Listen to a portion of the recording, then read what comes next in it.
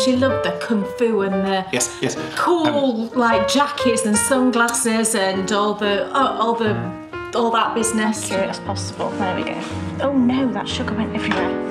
Pretend you didn't see that. Well, I have a solution. Why don't you just get out of bed a bit earlier? What, one take? Because I wanted to eat it. Yes, I want to eat it. Which is called British summertime. Yes. So they have two ways of saying it. British stupid time is what it's called. Unplug, take that off. Oh, do you know, I can't be doing with these things. If it's patisserie, one of them would have to be French, and surely they're not. The husband is French. Just juice your lemons into the sugar. What's that? It's like living with Dory. I'm gonna have to stand to do it. There we go. You have to That'll be such an interesting show, I think, as we discuss the A roads of Britain.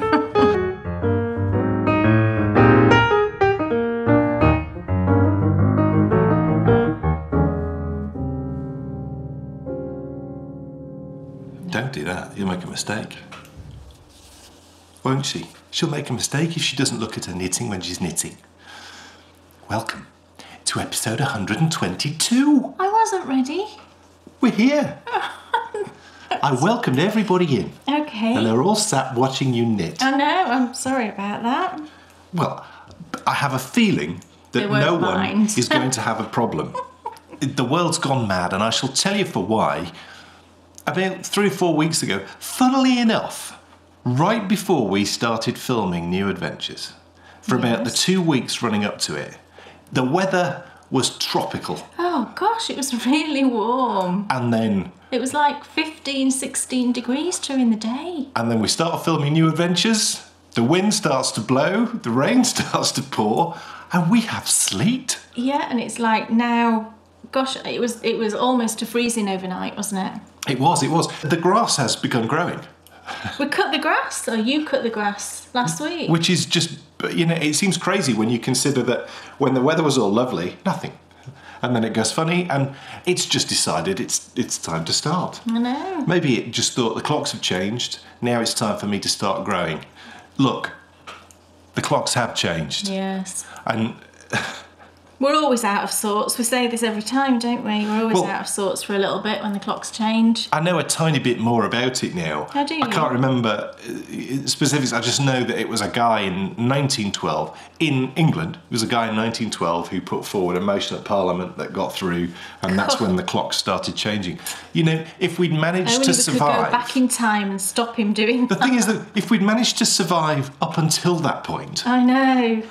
Really? Why did we then suddenly... Oh, we're going to be so much more productive if we have a lighter reading. It was for the farmers, wasn't it? That's not what I read on the... Oh, really? I always thought it was for the farmers. It's not what I read at all. He thought that the economy would benefit from having an extra hour's light. Why? Which would give us more time, you know, to get things done at the end of a day. All right. Well, I have a solution. Why don't you just get out of bed a bit earlier? Well, we say that because we're always up early and we've always been morning people. Thing is, though, I know some people aren't. Greenwich Mean Time. My argument is quite simple. Greenwich Mean Time, for me, is the time. Well, that is what everybody used to use to set their clocks, didn't they? So why don't we just stick to that? Because we're currently Greenwich Mean Time +1. +1. We are. So let's get rid of the +1. Which is called British summertime. Yes. So they have two ways of saying it. British stupid time is what it's called.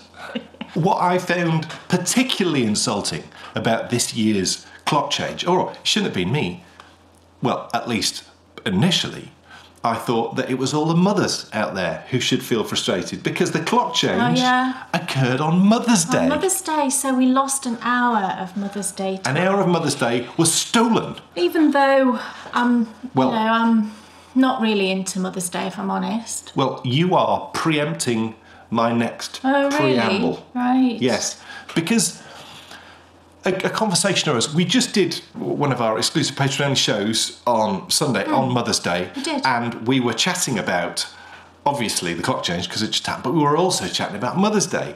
And I was ashamed. I mean, I feel ashamed now. And it was one of our lovely patrons who reminded me of what I knew when I was young. when I was young, Mother's Day really wasn't a big deal. No.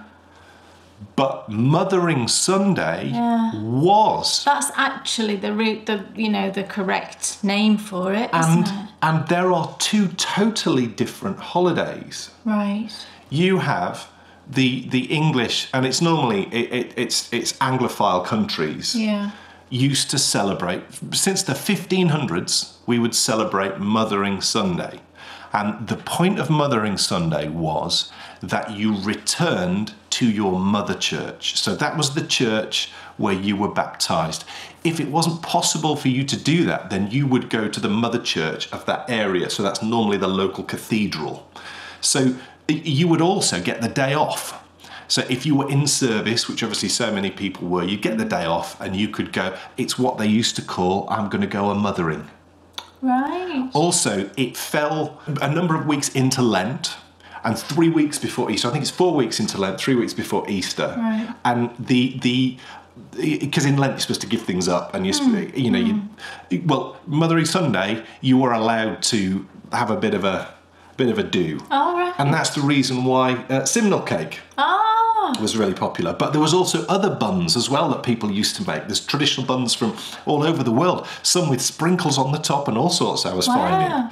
So this was it was the tradition that began since the 1500s. It ran right the way through. And then what happened was, and I'll tell you exactly, I'll refer to my notes, it was in 1908 that Anna Jarvis in West Virginia decided that she wanted to hold a memorial for her mother. And she held it at St Andrew's Church in Grafton, West Virginia. Right. And that was the very first Mother's Day. Oh, right. And this happened later on in the year. It happened in like May time. And what she did was she wanted to. It seemed so popular, people really sort of got into it in a local area. She thought, well, this should be something that everyone should do. So she commissioned the Congress, commissioned the US government, and she wants to have a Mother's Day. And initially they said no. No. And they said no because if we have a Mother's Day, we'll have to have a Mother-in-Law's Day. But people wanted it. This is what's now happened. People wanted it so much that eventually it was passed. It came into law a few years after that. But this is where it gets really cool, and I love this about Anna Jarvis. So Anna Jarvis founded Mother's Day, but within a few years of Mother's Day starting, Hallmark got their claws into it and started producing cards. Right. Then there you go. Presents. It became commercialised, and she hated it. She believed in sentiment, not profit, and as a result, she actually started organising Mother's Day boycotts. She argued Mother's Day should be honoured with handwritten letters expressing love and gratitude instead of buying pre-made gifts and cards. Absolutely. I absolutely agree with Anna. Unbelievable, isn't it? Yeah. So Anna Jarvis. She spotted all those years ago exactly what has just. Well, it seemed to happen very quickly. Ballooned. And it was Hallmark. Yeah. It was Hallmark who got there. That was who she really, all about the money, isn't it? Had an issue with. She got so into organising events against it. She was getting arrested every Mother's Day. Gosh. For causing disturbances of the peace. Wow. She sounds like a great woman. So, bottom line is, Mother's Day has got nothing to do with Mothering Sunday. Which is why Mother's Day in the US is in May. Oh. And I always wondered why theirs was so vastly different to ours. And because ours it's got nothing is always, to do. As we've said, prior to Easter. What English shops have done. But we've just now adopted the American way of. Commercialised shops in this country have gone, this is a way of making money. We'll have a bit of that. We'll turn it into Mother's Day because it's really close. Of course, I'm just not into it at all. I think it's just a huge commercial exercise, and I don't agree with that. This is the thing, you shouldn't need someone in some commercial enterprise telling you that is when you are being used. Yeah, absolutely. You're being used by the system. Yeah. And it's wrong. If you want to celebrate your mum, do it any day of the year. Yes, you don't... because I tell you this, she'll appreciate a bunch of flowers or, a lovely gesture. On just a normal day. Rather than the day when you're told. That you've got to do it. It's like the Matrix, Kay. It is. We watched The Matrix recently again because I thought Bryony might like it.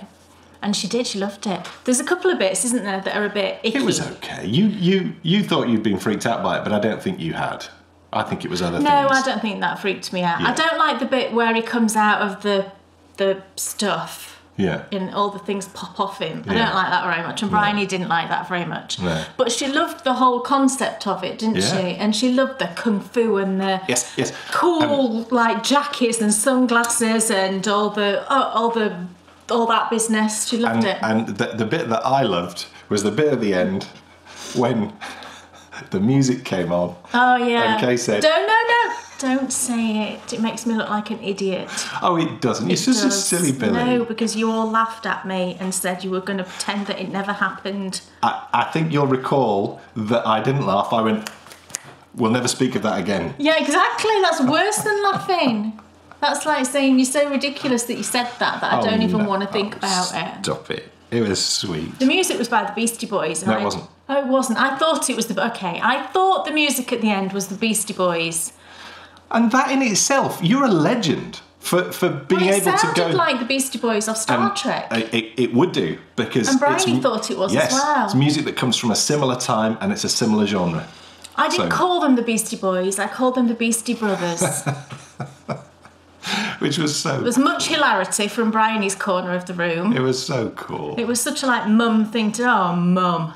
As I'm sure you're all shouting out, it was Rage Against the Machine. Right, it did sound like the Beastie Boys. It sounded like that one that's on Star Trek that Bryony loves. I have some playlists. The reason it's a very similar genre, but also I have some playlists which I do put on sometimes where Sabotage by the Beastie Boys goes into Wake Up by Rage Against the Machine. So that's the reason why. And look, talking of Mother's Day, talking of Simnel cake, our quest for the perfect slice of cake has begun. It has. Oh yes, the first episode actually went out yesterday. Ooh. And the reason why I brought this up is Kay has made the most epic discovery. It's such an astounding discovery that I can't believe it's true. What's that? It's like living with Dory. It is, it's true. Kay, you went looking for cake shops. Yes. I did. I remembered that there's a little... I suppose you call it a village.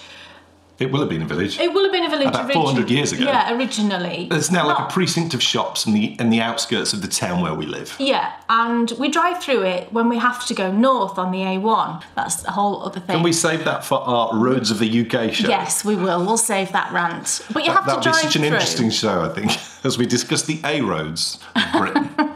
Go on, carry on. You have to drive through this little village, and I had this vague memory of seeing this patisserie, you know, as you just drive through. Yeah, and on the left. And on the left. Yeah. And I said to you, do you know what? I think there might be a cake shop, you know, not far away. So I thought... Hercule Poirot got on the internet. I did. I had a little look, and they had the most amazing website. And it turns out that it's been there since 2007. Yes. It was established by two pastry chefs who are now married. No, but you see, this is Darlington, this is the north of England. They can't be any good. They both worked at the Connaught Hotel as pastry chefs in London and did a bunch of other stuff as well. Met the Queen, one of them's met the Queen at Connaught. But the place would only be good if it's patisserie. One of them would have to be French, and surely they're not. The husband is French. And this is in the northeast of England. We haven't been in yet, but we're gonna go in. Yes. It looks like the most amazing place. It's got its own sort of cafe. They make everything on site. The pastries and the cakes look amazing. And the cafe thing looks absolutely beautiful. It looks like it's in the middle of London. I was showing you the photos. Yes. And I showed you the afternoon tea. I can't believe it's true. You can go and have afternoon tea, proper afternoon tea on the stand with all that. And I read you what the afternoon tea was. This was not afternoon tea with finger sandwiches and dry scones. Oh, no. We are going there in episode 2 and 3 and 4. Thanks. Look, last year, of course, we did our quest for the perfect cup of tea, and we found a lovely place. This year we're doing a quest for a perfect cake, but I have a feeling, Kay, right? Yeah. Because this place is no distance away from here at all. No? I'm guessing their tea is pretty good. It's like 10 minutes away. I'm guessing their tea's pretty darn good. It looked really good. Yes, I can't remember the brand. I think it was Yorkshire tea that they used. If their cakes are good... And their tea's good. The and coffee also looked really good. And they make nice coffee. They had make nice tea. Yeah, they had like 4 different brands of coffee, you know. You see, what this shows you, and this is the reason why we've loved doing these series, because, you know, that place has been there for 12 years. 12 years? So the whole time that we've lived here. Yes. And we've never been in. And we've never been in. What have we been doing? They make cakes. You can order cakes as well. I bought one from there for my birthday. Okay. Look, I make nice buns. Oh, okay. Okay, well, fine, I won't. But look, my buns were no. Oh no, this one's wrong. Your buns are lovely. Look, we'll be going there next month, and we will be sampling copious amounts of their cake, and we will be scoring it. And I'm telling you now, it's going to win. No. Do not panic or fret about cake, because we've got you covered. We have. My goodness. You know, Kate put a post on Instagram earlier on this week, or it might have been the end of last week, I can't remember. No, it was this week. And she said, picture of the cake, Dan's proclaimed it his favourite. And someone said, oh, but he says they're all his favourite. Well, as I commented back on the Instagram post... I don't think you do, actually. Well, first of all, that's true. But secondly, I do speak positively about cake. Yes. Who doesn't? Well, who doesn't? And, you know, Spotted Dick, I love. But the problem is, you'll have it once a year, and that's enough. That's enough. It is. It absolutely is. Because it's so extravagant. It is extravagant. You know, the summer fruits pavlova. Lovely. Is gorgeous, but I wouldn't want it for Christmas. No. You know, it's a summer dish. It's summery, because you need the summer fruits, and you'd have to use frozen, and I'd rather use fresh. Yeah, so would I. So, you know, these things which I have proclaimed as things that I've adored, they fit a certain category. They fit a certain time of year. This cake today, I challenge any of you to find a circumstance where it wouldn't be suitable. Cold for picnics, you know, winter day, custard, oh yeah, nice and warm. Oh yes, but summer day, cream. That's what we had it with. Yes. Yeah. Summer day, even warm, slightly in the microwave, cream or ice cream, so it melts through. This cake is exceptional, and the best bit of all, for those of you like me and like Kay who have slightly dicky tummies, it's gluten-free. Gluten-free? And it's naturally gluten-free. Yeah. And that's where I think so many gluten-free recipes fall down. Yeah. When they... Because quite often a recipe will just replace the flour with gluten-free flour. But this one is... It just happens to be gluten-free. Yes. It's not like it's been specifically designed to be gluten-free. Yes, like the pavlova. Yeah. Because that's also gluten-free, but again, I didn't even think about that when I was making it. No. It just happened to be. Yeah. So, yeah, this is another one of those. So this is a cake which you can eat and feel great after you've eaten it. It's not bothered our tummies at all, has it? Not a bit. It's now time. Oh, yes, for us to find out. Kay Jones, what's on your needles? Well...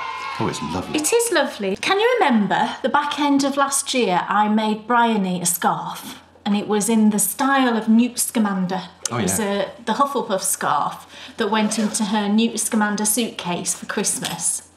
Well, she wears that scarf, I am not kidding, every single day. She wears it to school. Yeah. You know, she just takes it off and bungs it in a bag when she's actually in school. She loves that thing. So I thought, right, do you know what? I'm going to make her another scarf.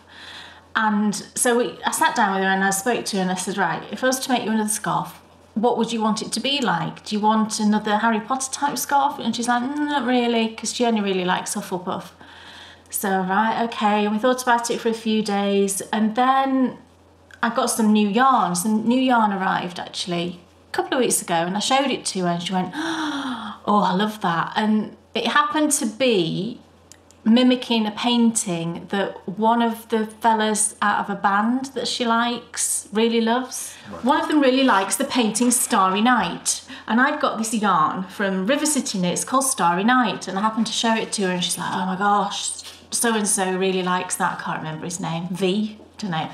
So-and-so really likes that. And I said, that was a series in the 80s, Kate. I know, and I said that to you when she said his name's V. That's all I could think about. I'm going to have to take off. You're getting too warm. My bombini. Take off your bombini. Yes. I said, oh, right, well, I could make you a scarf in that. Would you like a scarf in that? And she was like, oh my gosh, yeah, I really would.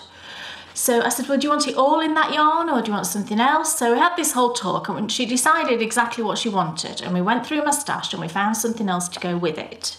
And I started knitting a scarf. I had to get another skein of the Starry Night because I only had one, and I'm holding it double for this scarf. And I think, to be honest, I don't even know if this is going to be enough. I might have to order more, but that's fine. I'm knitting it in the round so that it produces like a doubled fabric, like the Newt Scamander one was. But with that one, I had to knit it magic loop because the number of stitches weren't enough to go around like a hat circular needle. So with this one, I thought, right, okay, that was a bit of a pain knitting it magic loop, if I'm honest. I thought, right, I'll cast on enough stitches that it will fit on a hat needle and it'll be wider. Because the thing with that scarf as well is that I've discovered that it stretches, because it's stocking stitch, it stretches lengthwise, and it's now quite skinny compared to what it looked like when I first made it. And every time I block it, I stretch it out, but it just stretches that way again. So I thought that would be good to have it a bit wider. So that's what I've done.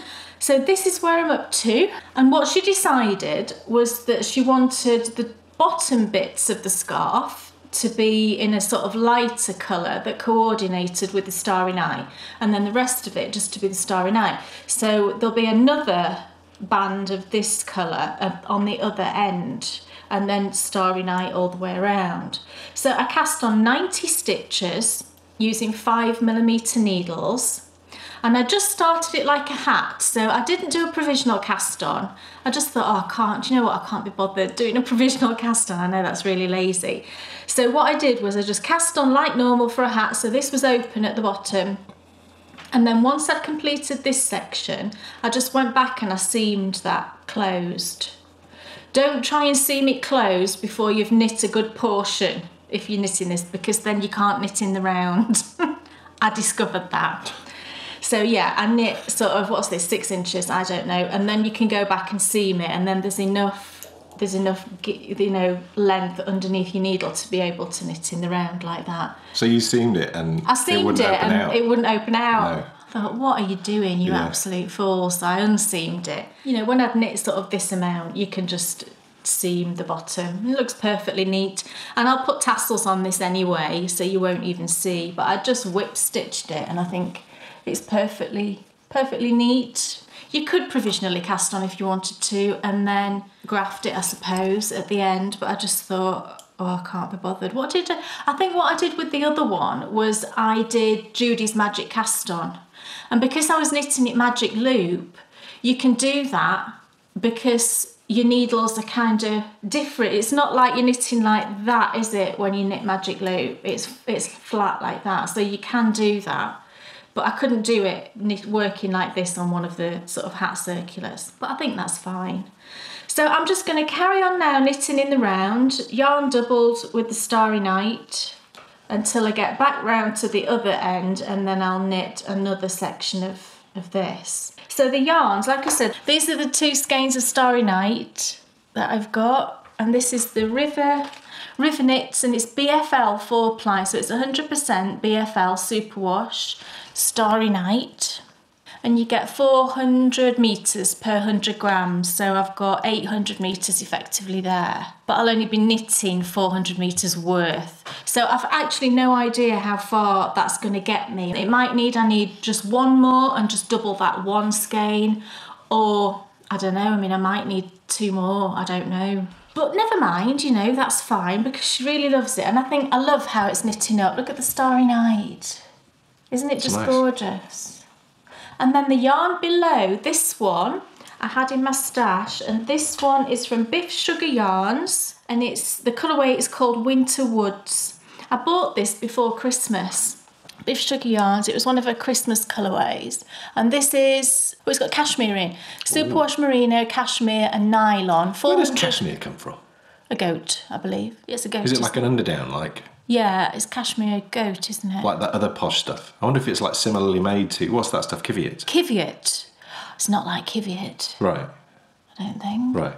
I don't know. Is it soft, cashmere? Yes. Yeah. And Kiviot's soft, isn't it? Oh yeah. Yeah. Good heavens, it's like, it's very, very soft. Like Madeline's, lighter than air. Oh yeah. So it's the Winter Woods. And I actually bought this skein with the intention of maybe using it for a design. However, when I unskeined it to wind it and I looked at the skein, I realised it was one of those skeins where you can sometimes get one half more saturated than the other. And I was going to do socks with it, and I'm not comfortable making socks where you get one that looks quite a bit different to the other because of the way the yarn's been dyed. I split it into two. You can probably tell this skein is, or this half of the skein I should say, is more saturated than this skein. So if I was to knit socks with them, they would look quite different. And I know that doesn't bother a lot of people. And generally, you know, if I was just going to wear them, to be honest, I probably wouldn't knit them for me, because I do prefer them to look the same if it's the same yarn. Especially if I was going to do a design, I wouldn't like the way that would photograph. So I thought, right, okay, I can't use this for socks. But for this project, Bryony liked this because it had the blues in that kind of picked up the blue in the Starry Night, and she just really liked the look of it. I said, well, if I hold it double, you won't be able to tell that there's that difference. And I don't think you can at all. It just looks lovely and speckled. Works perfectly. Yeah. So for this project, it's been great. So yeah, and I'm just going round and round and round, and I really like. It's just really nice and simple knitting, isn't it? Especially at night time, if I've had a busy day, sort of designing, and my brain was kind of really active all day, but I still want to knit at night. I can just pick this up and just knit, and it's just lovely.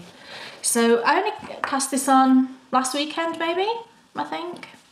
But it's really nice. This is gorgeously soft. Bryony loves it, and I think it'll be a really fun scarf. And it will probably stretch that way again, but because I've got more width, I'm not worried about that, you know, turning into a skinny scarf again. Dan Jones? Yes? What's on your needles? Well, I should tell you. Do you remember in episode 120, I said that I wanted to cast on some more socks. And I said that I wanted to cast on some Thomasina socks in Opal because I thought that they would look amazing. And you should prepare yourself to be amazed. Guess what? Because first of all, that's exactly what I did. But second of all, look how far I've knit. Look at those beauties. Oh my goodness, they're gorgeous. It is, that yarn's so nice. I mean, maybe anyone could have guessed that pattern would look amazing in this yarn, but I've never ever had that thought before ever in my life. I've never thought, I must cast that on with that yarn because it'll look really lovely. So this might be something that you do all the time, but it's a first for me. A revelation. And so having that thought and it actually looking good gives me confidence to, I don't know if I'll ever have that thought again. But hopefully I will, because, you know, there's a real thrill, isn't there, in that? And, you know, I can see then, you know, you can see the beginnings of, no, I can't believe that I would ever get to the point of going, oh, I know. Well, I'll use this for the leg and the foot, and I'll use this for the heel and this for the, and all the colours will just complement each other just beautifully. I don't think I'll ever have that level of skill. The yarn is Opal Claude Monet. It's one of the new Claude Monets. I let him use it. Can you believe it? I feel honoured. The fact I had duplicates of them probably has something to do with it. There we go then. So, Opal Claude Monet. And this particular colour is number 9684. And it's based on that painting there. Which I'm not going to try and pronounce it, but it's definitely more you look it up. Springy than the last, a lot more springy. In fact, it feels like a different yarn actually. Yeah, to the last Opal that I think this is a good batch of Opal. It is definitely. Yeah. What I love though about this pattern is the first pair of socks I've ever knit which I'm enjoying knitting. Really? No. Oh. I enjoyed knitting the Jemima socks. Right. I really enjoyed knitting the Jemima socks. Good. And I don't know whether they've worked me up to this. I think an element of it is experience. Because I think if I knit Hermione's Everyday Socks again now, I think I would enjoy them massively. I mean, I loved them at the time, but things like what's it called? The garter, it's a garter edged heel. When I did the garter edge on a Minus Every Day, I found it awful. Now I wouldn't do anything other than that. It must be a thing that so many people slip into. They rule something out because they have a bad experience with an element of it, like I did with a Minus Every Day, you know, with the heel flap. And I loved the pattern, but I recall saying at the time, I'm sure I said on the show, if I knit these again, I won't do this heel flap, I'll do something different. Just do a standard heel flap, yeah. But actually, what you should be doing, well, I mean, it depends, you know, it depends. Because the beautiful thing about socks is you can absolutely do that. You can go, look, I'm not doing that. But I've got to tell you, I'm so glad that I persevered with the garter stitch. You really like it now, don't you? I wouldn't do anything other. I think it's phenomenal. Yeah, it's a very neat pickup from a garter edge. I just love the whole way it works. Yeah. And, you know, picking up the stitches once you know how is way easier than a slip I think that's the thing. As long as you know where you need to put your needle in to pick up, it's absolutely fine. If you're not quite sure, like the first time you did it, then it can be a bit confusing, can't it? The other thing that I found, and I just picked the stitches up just the other day on this. Kay came into the room and I was like, oh my goodness, something really strange just happened. And she said, oh, what was that? And I said, well, when I was knitting, and I didn't do this deliberately, I've had to work quite hard. You'll have noticed, you know, for those of you who've been watching the recent episodes, well, not that recent because it normally takes me ages to knit socks, but I've had issues with the tension of my heel flaps. With the gauge, they've been a bit loose. And so I've really been concentrating on making sure that they're tighter. And one of the things that I did for the first time, and it's really hard to do when it's down there like that, but I've been holding, and again, loads of you will do this, but I'd never done this before. I was holding the yarn nice and tight down there. Yeah, and tensioning it. And then tensioning it there. And then flicking it around the needle. I was looking at my hands, I'm thinking, who's doing that? That's not me. It was great, but I couldn't do it for long. Yeah, I'd have to really sort of push it, and I don't think I'd want to. No, I've tried the sort of flicking technique as well, and I can't get my head around it. I just can't do it. Do you know where you knit and you keep hold of the right hand needle and then your fingers just flicking?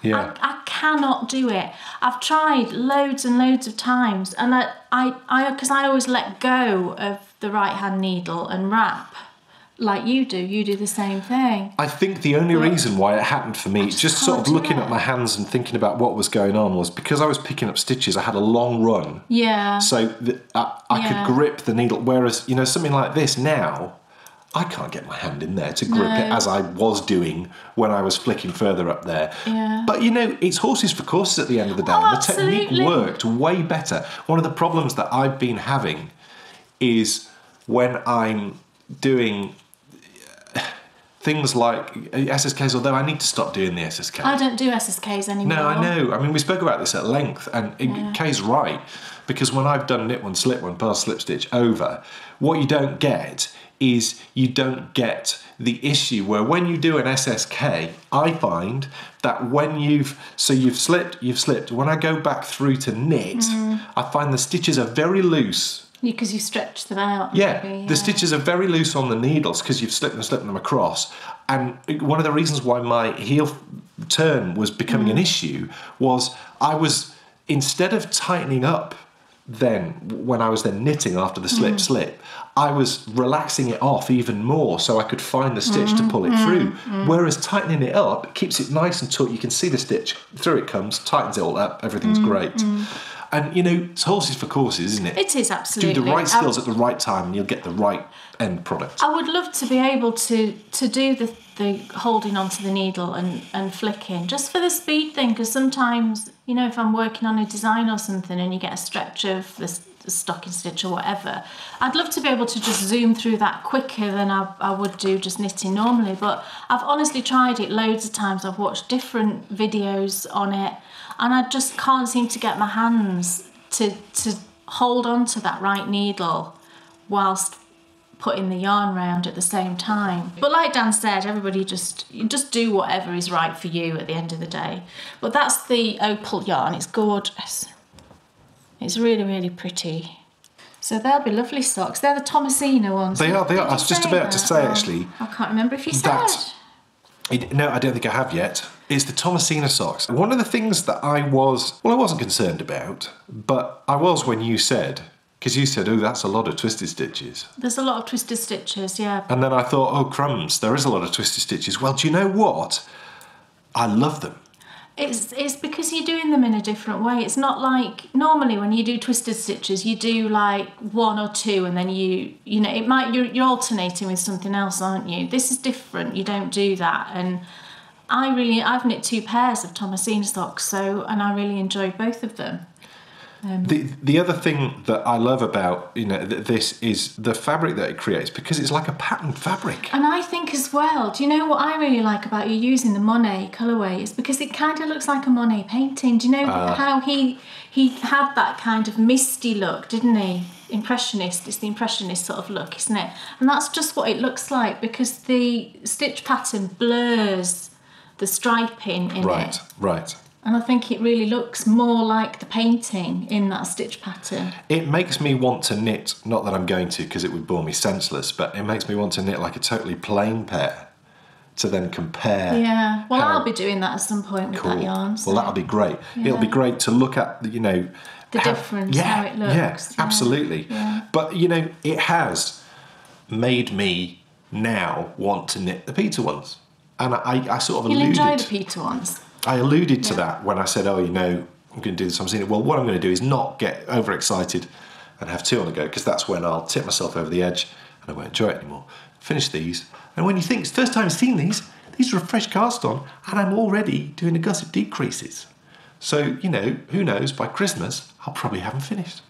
And I don't think I've ever said, actually, that's just reminded me, but we're talking about the Thomasina socks and the Peter socks and the Jemima socks, and they were the 3 socks that were in my Miss Potter sock club from last year. And those patterns are now actually available for individual purchase. I think I've just forgotten to mention it the past couple of episodes, but that's just reminded me. So you don't need to purchase the whole club anymore. If there's one pattern in particular that you really like, you can just go ahead and now purchase them individually on Ravelry. You should totally think about doing a new club at some point, Kay. I should. Anyway, now it's time for us to find out what else is on your needles. So I've been working on my second Bits and Bobs blanket. Woohoo! Yay! And I'll show you where I'm up to now. This is, the full length of it is like this. Oh, it's like this. It's like a skirt. Bryony said, "Are you making a skirt, Mummy?" No, actually. A woolen skirt? A woolen skirt. You can knit skirts. Wow. Yeah. I think the issue with knitted skirts is that they stretch out. Could you knit a pleated skirt? I've no idea. Gosh, I don't know if you could knit a pleated skirt. That'd be fun. I'd do that. I used to love pleated skirts. When I was at school, the fashion was for long pleated skirts. Do you know those? They were really long, but the top portion where you sort of like around your hips wasn't pleated. That bit was kind of like the pleats were sewn down and then the pleats fell, and the fashion was long skirts, thankfully, when I was at school. And I had this really long, because it's grey skirts, pleated. Oh, I loved it, that skirt. So yeah, this is where I'm up to with my Bits and Bobs. I think the last time I showed you, I was kind of down here. So I've knit quite a bit since then, and these last 4, from this kind of appley green up to this beautiful pinky colour, these 4 were all minis that Jules sent me. So sweet Violet, she sent me a lovely little parcel of kind of her sort of leftovers, and I recognised some of them as yarns that she'd knit socks out of, which I love putting in other people's yarns into projects. I think it's so nice, it's so special to do that. I love this blue. It was like a robin's egg sort of blue. It was gorgeous with little specks in. It was so lovely. And I've still got a few of those minis left, Jules. I've not put them all in yet. I've kind of been saving them. But the one that I'm knitting in at the moment, you can see it's kind of reading as just a kind of taupey sort of colour. But it's this one. And again, it will just read as a fairly nondescript colour, I think. But this is one that I dyed ages ago, and I called it Mother of Pearl because when I dyed it, can you see there's like all different colours in it? And do you know how when you look at Mother of Pearl, you get all those colours shimmering through? I wanted to try and achieve that with dye, and I really loved it. Where does Mother of Pearl come from? The inside of a oyster shell. Right. Is it an oyster shell? I think it's an oyster, isn't it? You know, on the inside of the oyster. And that's why they call it Mother of Pearl, I would have thought, because pearls come from oysters. You ever had an oyster cake? No. You've had oysters, yeah. Yeah, once. And it literally tasted like the sea. I think for me it's the texture that I wouldn't... Well, you're not supposed to chew it. You don't cook them, do you? No. I was going out for dinner with this guy and he was taking out one of his clients and he wanted to impress him. Yeah.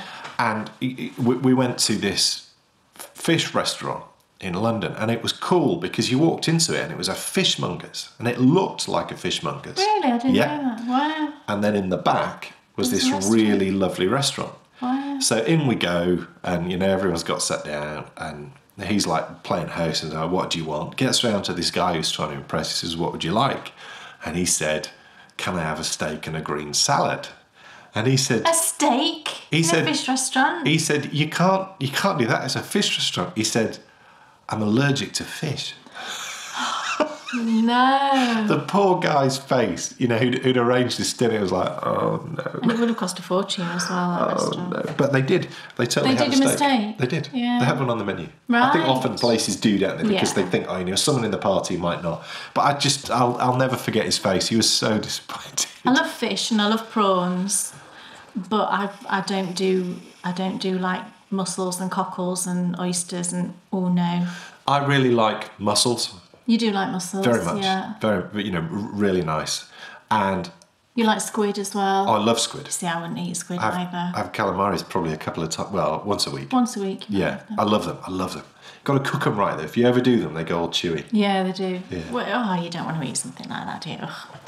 Anyway, so yeah, this yarn I called Mother of Pearl, and I don't know if the colours are going to show, but it just seemed perfect for the bits and bobs because with this version of it, I'm just staying to all these lovely, delicate colours. I'm not putting anything dark in there, and I'm not putting anything too bright in there either.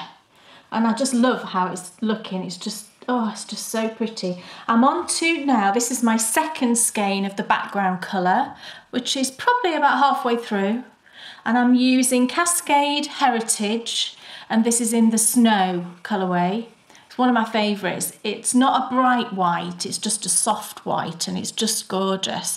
I love Cascade Heritage. It's such a beautifully soft and bouncy yarn. I've knit socks in the Cascade Heritage, the stripy one. Is it a Heritage? Is that called Heritage as well? The sock yarn that's sort of stripy. I've used that and it's really lovely for socks as well. It's a 75-25, but it seems to be much softer than like the 75-25 that I used to dye on. It seems to be softer than that. It's just really lovely. I actually saw a blanket recently that someone had just finished, a Bits and Bobs blanket, and I think it's the second one that she's made. She's Flowerhead2 on Instagram, if you go and have a look. She's just finished her blanket for a little boy, and he wanted a Bits and Bobs, but he wanted it to have a green background. It's absolutely stunning, this blanket. It just looks fantastic. And the green, I thought, what is that green that she's used? So I went and looked on her Ravelry page to have a look. And it's Cascade Heritage. I think it was in Primavera, the colour that she'd used for the background.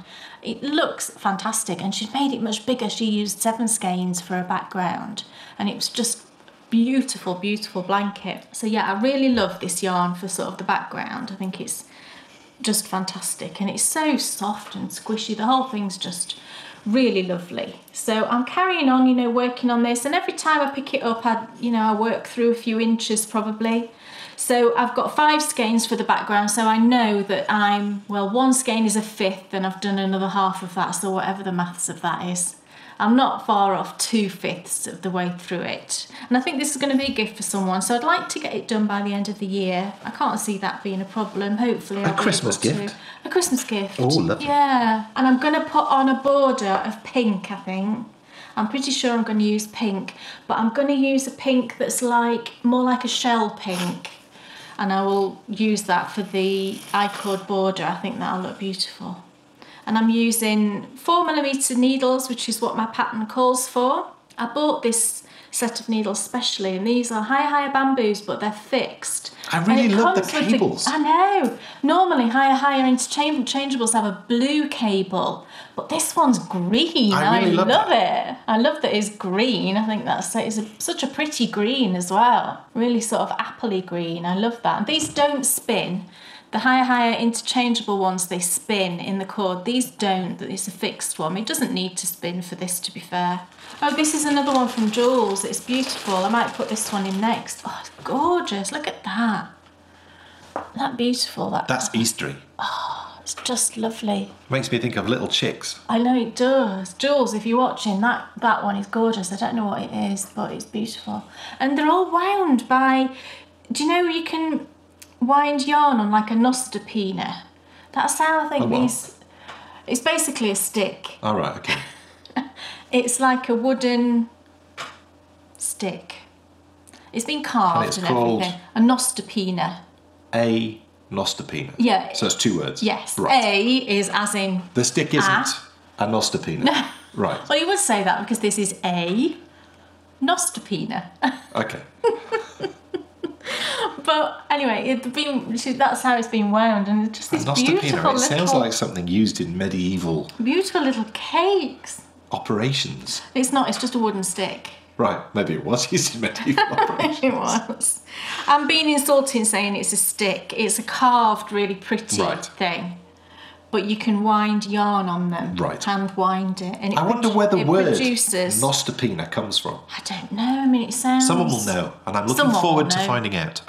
Yeah, it just produces such a pretty little... Yeah. Doesn't it? Mm. And I haven't wanted to use them because they look so pretty, but I will use them. Can you not just use your finger? You can. Well, Danny from Little Bobbins, I remember on one of her podcasts ages ago, she used to say she just uses her thumb, and she showed on her podcast how she does it. And basically you just sort of wind it around and then you move it, and then you wind it at an angle and move it and wind it at another angle. But you couldn't do a great big cake on your thumb, could you? For a mini skein, 20 gram mini skein you could do, I think, but you couldn't do a great big thing. No. I don't think you could anyway. No, well, no, because thumbs are short, aren't they? It's not the width, I think it's that. How did we start talking about thumbs? I don't know. Oh dear. Random tangent. Shall I... Carry on. Excellent. Have you got something else to show us? I do. Now, Lovely. The last time you saw this... I'm going to need a bigger bag.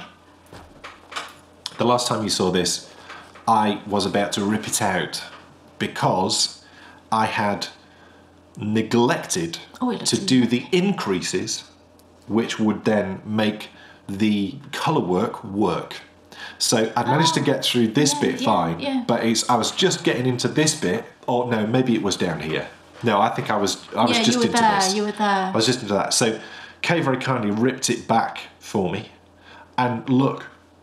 Isn't it fantastic? Now, it's the Silver Dream hat. You can't see it because your hand's in the way. It's the Silver Dream hat, and it's a great pattern.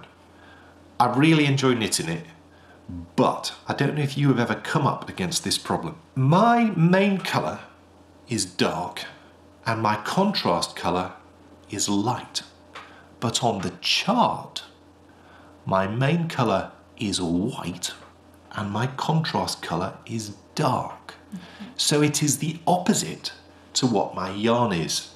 And I've got to say, it's made it painful to knit. So you're looking at the chart, and what is dark should be light, and what is light should be dark. Every row I physically have to say out loud the words. If it's white, white, dark, white, I have to go dark, dark, white, dark. I can't just look at it and do it. I did say to you I'll get a felt tip pen and colour in. I can't comprehend what you would do and how that would help. Well, if I coloured in the dark coloured squares with a highlighter to make them look a sort of yellowy colour, then wouldn't that help you? They're dark. But a highlighter would show through, like a bright yellow highlighter. I mean, maybe that would have helped. I don't think it would have done. I think you would have had to have, you'd have worked quite hard to do it. And I would have done it though. I know you would have. I know you would have. That takes away nothing from the fact that the colourwork design is one of my absolute favourites. And it's lovely. Like I said before, the reason why I love it so much is because it's like it flips. No, it's like the main colour becomes the opposite, and then back again it goes, and I adore it. And I love this up here, and I'm really enjoying how it turns out. I'm just not enjoying the process of getting it there. I am though nearly there, and I suspect I might have finished it next time. Maybe not. But yes, Silver Dream Hat yarn is my absolute favourite. It's the Drops Charisma. Look at the state of that ball of yarn. I don't know how it's got like that. What precisely is going on? I really don't know. I haven't done anything to it. It's just been in there. That's weird. It's gone weird. So it's Drops Charisma. Yes. I think the yellow colour is mustard. It is. It's still left over from the Solia. And, there's nothing better. What I'm really happy about with this is... Oh, it's lovely. Because it's the contrast. Recent hats I've done, it's been the main colour. Now this is the contrast, so it's like I'm seeing it in a whole new light, which I quite like, and I think I prefer this. And this is a Hufflepuff hat. It's a Hufflepuff hat for Bryony. It's very Hufflepuff. It's the sort of thing you can imagine a Hufflepuffer. Who's a Hufflepuff in Hogwarts? I can't think, but Cedric Diggory. Oh, Cedric would look lovely in that, wouldn't he? It's a beautiful hat though. It's gorgeous, and Bryony will love it, I think. Hope so. Lovely, well done. Thank you very much. Beautiful. What else is on your needles? I've got a sock. Well. Yay! I've been knitting a lot of socks lately. I really wanted to make down... Oh, I was looking for those. Sorry, I've just found... That looks lovely. Yeah, I've just found my two little stitch markers. When I'm knitting socks, because of the way that I knit socks on Magic Loop, you need 2 stitch markers when you're doing the gusset decreases. And I can't remember for the life of me where I bought these stitch markers, but they're teeny tiny. Oh no! Stop. I got it. They're teeny tiny, just completely solid rings. There's no join or anything. It's too small to show you, but can you see? They're just really tiny. But it fits perfectly on sock needles, and I cannot remember where I bought these from, and if I ever remember I'll get some more. So I always use these, and I was looking for some the other day and I've obviously left them in that bag. But I really wanted to knit down another pair of shorty socks because it was a couple of weeks ago when it was really warm, and I just suddenly thought, oh my goodness, I need to knit you more shorty socks because the summer will be upon us before we know it. Hopefully not. Well, hopefully not. Hopefully we won't have a hot summer, but you never know. So I thought, right, okay, let's cast him on a pair. So I went through my stash and I thought, what shall I use? And I decided on this yarn, which I've had for a little bit, but it's Bergere de France Gumi 50. And it's this one in these gorgeous, sort of like an acid green, isn't it? It's imprim and then that word. I won't try and say it in a French accent because I'll sound ridiculous. But it's that colourway. And I've seen a few... Why do people, when they're saying words from a particular country, try and say it in the accent of that country? Yeah, I know. I don't understand it. Well, I think it's because that's how it should be heard, isn't it? But we're not from that country. No, so I know. I think you're insulting that country by putting on a fake French it can accent. sometimes sound insulting, can't it? Yes. Although whether it's not deliberate, isn't it? But I'm sure it's not deliberate, but come across that way. Say it how you would say it. It's like when we sometimes hear, like, there was a Friends episode, wasn't there, where Ross did an English accent. It was absolutely beyond dreadful. It is. And it does kind of sound insulting. It does kind of sound insulting because it was like a Cockney accent as well. Yeah. And it just sounded terrible. And you're right. I think if people doing accents, I think you're on dodgy ground, aren't you? So anyway, that's the yarn that I'm using, and I've got 2 skeins. They come in 50-gram skeins, and I've had this for a while, but just never got around to using it. I don't know why. So I thought, right, let's use it because I think that will make great little springtime shorty socks. I cast on. And when I say accents, I don't mean pronunciations. I think it's right to pronounce something correctly, but not... No, I know what you mean, yes. but yeah, coming across like you are French or yes. German or whatever. Yes. Yeah. I think people understand what you're trying to say. So I'm on the foot. Yay, because they're just shorty socks and it's brilliant, isn't it? So that's where I'm up to. They look good. They do look good, don't they? I think it's really nice. It's just kind of like a thick two-striper in effect. You get this section of the acidy green and then a section of more kind of variegated greens and a bit of dark blue. I think it looks really nice. I like the way how the change lines up with the heel. Well, that wasn't deliberate. There is a tiny bit running down the heel there, which I would have preferred it to be more solid, but I didn't. I just did the heel when I'd done enough rows. I didn't... And the way the light green picks up coming out of the heel, I mean, that looks cool. Yeah, I mean, it's nice. And for the heel, I used Nicole C. Mendez. I can't remember what she called this colour, but she dyed it up for me a while ago. I just wanted like a pale grey for heels and toes. So she dyed me this one up. And we use it a lot. You've used this recently as well, haven't you? Yeah, you used it. You let me use it? Is that mine? Or is that yours? Well, do we have yarn that's mine and yours? No, I didn't mean it like that. I purchased it. Yes, of course. And I let you use it. That's really kind. And then you've taken it back and done the heel there. Yeah, I've done the heel. So it's like we're sharing. Well, it's great. Yeah, that's... No, I like that. I don't think we have yarn that's yours and mine. Well, no, the majority of the yarn is yours. It's not mine. It's all... And I steal it. It's just ours, isn't it? Yes, of course it is. So yeah, I've just done a normal slip stitch heel with a square heel turn. It's not garter edged or anything, it's just a standard slip stitch heel. And then now I'm just working down the foot. And I always knit your shorty socks on 2.25mm because the first pair I knit you I did on 2.5, which is what I usually knit your socks on. But we discovered that because there's not a lot of leg, they were kind of baggy around your ankles, weren't they? So I thought, right, okay, I'll go down a needle size for shorty socks. So I think I knit you 2 pairs after that, didn't I? Yes. And I knit those both on 2.25. And you wear them a lot, don't you? I do. They're always in the wash, so... Yeah, that's because what I found is, unlike another pair, like the ones I've got on today, I'll maybe get 2 or 3... These aren't shorty. No, they're not. I'll get 2 or 3 days out of them. Right. The shorty socks, wear them a day, wash them. Why? Because then they spring back and everything's lovely. It's something to do with not having the length on the leg, isn't it? Yeah. So for this one I did 15 rows 2x2 and then 25 rows of leg. And normally I would do 18 or 20 rows of rib for Dan, and then I would usually do 45 or 50 rows of leg. So it's probably half what I would normally do. It makes socks for you go much quicker than it normally does, which is always a good thing. 72 stitches, 2.25 in this case. So I think they'll be really nice springtime socks. Just while you're talking about that, it's made me remember, for the first time ever, I've knit crumbs, a massive leg. It's a really long leg. Well, I think all the twisted stitches tighten the fabric up a little bit, which actually for you is brilliant because you use 2.75mm for socks. So this is working out perfectly. I did 41 rows. 41? Yes. I found that to be the optimum leg length for you. You can't have done 40. Why did you do 41? It's a 2-row repeat. Oh, maybe I did 42 then. I probably, no, yeah, 42. I probably did 42. Right, okay.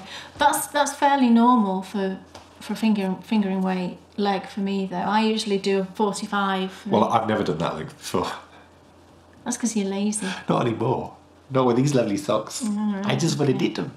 And when I first started knitting this yarn, I hadn't used it before, and I cast it on, didn't I? And I said to you, I don't think I like this yarn. And actually, I've warmed to it now, and it's quite rustic feeling. It doesn't feel... So why didn't you like them, and why have you warmed to them? It's not as soft as an opal. Right. And I wouldn't say opal is particularly soft. It's not scratchy though, is it? But it's not. It doesn't feel as soft as that. What spurred me to carry on is that I remembered that, again, Danny from Little Bobbins knit a pair of socks for her husband in this yarn, and I think she said that she thought it was a bit rough, but she washed them in the washing machine and they softened up quite nicely. So I remembered that, and then also my friend Sarah, I think I put a photo up on the Facebook group, and my friend Sarah commented saying she'd made some socks for her husband out of them, and they wear fantastically well, and he wears them all the time. So I thought, right, okay, well, I'm going to carry on then in that case. And actually, now I've been knitting with it for a bit, it feels okay. I think it's probably because I'd maybe been knitting something else that was maybe in really soft yarn, and it was just, it felt rough compared to what I was previously knitting. But actually for socks, it's great, isn't it? Because they'll be hard wearing. So yeah, so I did wind this actually into a ball. Normally, I would just usually knit straight from it. However, the first skein, I could see a knot at the beginning. I'm trying to remember the name of that stick. I was going to say, did you use a... No, I didn't. Right. Because look, how did I? There's no hole down the middle. No, that's true. It's just a ball. There was a knot in the other skein. So I thought, oh, right, okay, well, I'm going to wind it and just check for any more knots. And it was right at the beginning here. So I wound from the outside. So that knot now is close to the middle. And I don't think I'll use the full 50 grams anyway, because they're shorty socks. So it should all be fine. But I'll do the same with this just in case, because, you know, if there is a knot in there, I want to know about it really before I start knitting. It's not a problem, I'd just rather know than just suddenly come across it. So, oh lovely, I'm really enjoying them. Really nice, going quite quick. You know, on the leg now. No, I'm not, I'm on the foot. Whiz whiz. Oh yes. Folks, finished. Yes. Cake. Cake? Time for cake? Do you think so? I think it's definitely Oh, time. I might have a piece. We've got some left, I might have some. Delicious.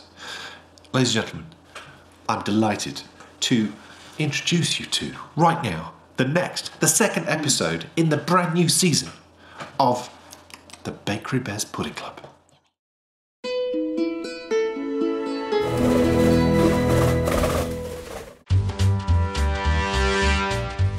Who's ready for some more baking?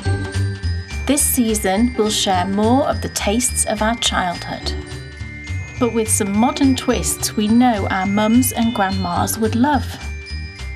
We're going to show you how to make 8 more delicious desserts. And at the end of the season, you can vote for your favourite. Last year, Millionaire's Shortbread was your winner. And we can't wait to see which pudding wins this year. So come on, come and join me in the Bryonybear's Pudding Club.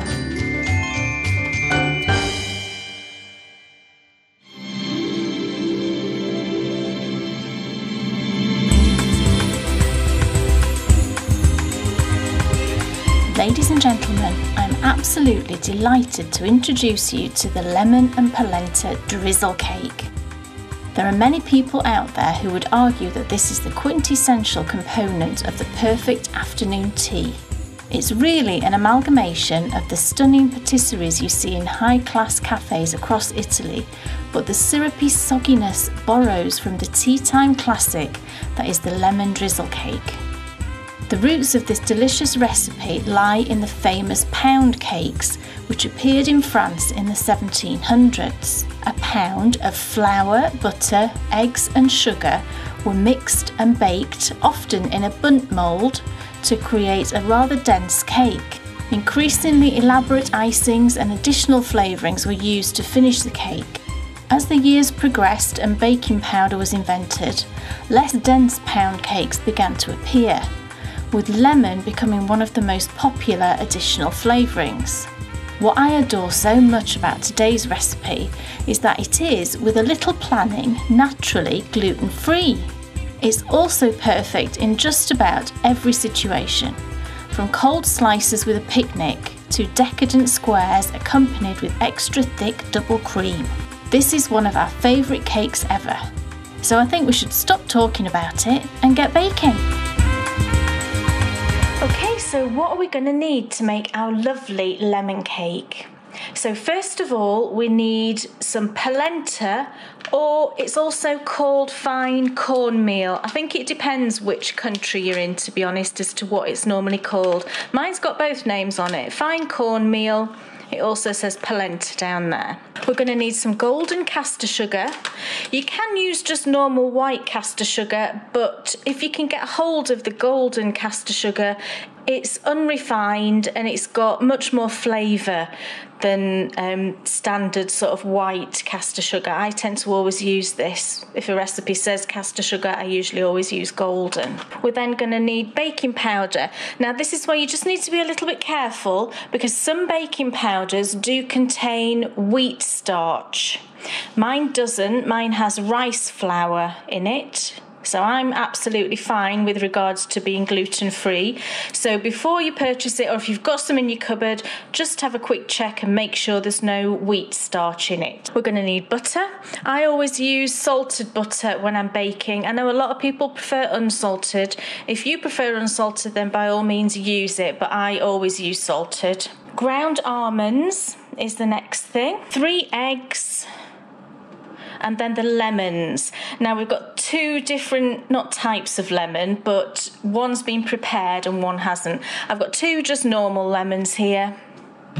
And then there's 3 lemons, and what I've done to these ones is I put them in a pan with some water, brought it up to the boil. I then got rid of that water, put some fresh water in, and then brought it up to simmering point and let them simmer for about an hour. And you can see now, can you see how lovely and soft and squishy they are? That's what you want to happen.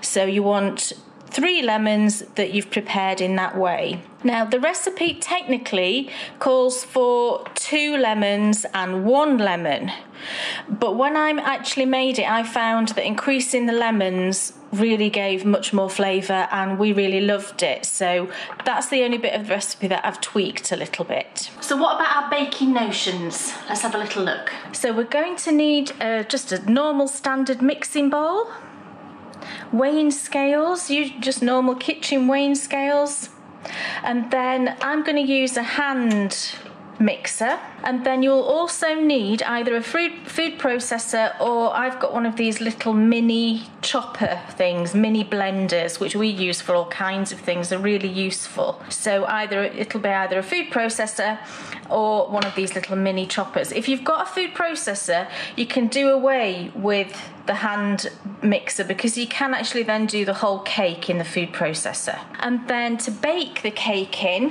I've actually got a square tin here. This is about 23 centimetres square. You can use a round tin, 23 centimetres in sort of diameter. If you prefer, I just happen to have a square tin, and I find that cakes like this one are generally easier to serve out if you've got a square tin, because you can portion them really easily. I've lined that, I've just greased it with some butter and just lined it with some greaseproof paper. Okay, so let's get baking. Okay, so the first thing we need to do is to deal with our lemons, and this is the 3 lemons that we've previously simmered for that hour, and you can see how lovely and squishy they are, because we're going to use the whole of the lemons. That's the difference with this cake. Quite often with like lemon drizzle cakes and things, you just use the juice and maybe the rind off it as well. This uses the entire lemon, which I think is just brilliant. So what we need to do, I've got it on this plate because it's gonna give off juices when I cut into them, so it's best to have it on a plate. Just cut them in half, and then you need to kind of dig around and obviously pull out all of the seeds. So I just use a little knife and just have a dig around, and there you can see seeds. We need to get pips. What are they called? Seeds or pips? I don't know. In any case, we need to get those all out. Oh, they smell so nice though. So that's all of it out of that one. And as you finish your sort of half, I'll just chop it into a quarter and then dump it into your blender, either food processor or little mini chopper as I've got here. I cut off these little end bits, you know, like where it's been attached to the tree. We don't want that bit in particular really, so I'll just cut that off. As long as your hands are clean, you're fine. Obviously, make sure you wash your hands before you do any baking. Just have a dig around, find all those seeds and pull them out. They actually tend to sort of congregate in one area. I think because we've boiled these, everything kind of goes mushy in the middle. And I think the seeds are a bit heavier, so they tend to sort of gather in one area. So that's the first one. So I'll carry on and do the other two and pop them into the blender. Okay. Just lost a bit there. And then just bring you, see all the juice here? You want that to go in. So just scoop all that into your blender or food processor. And now all I'm going to do is I'm going to whiz that up into a puree. Just takes a minute.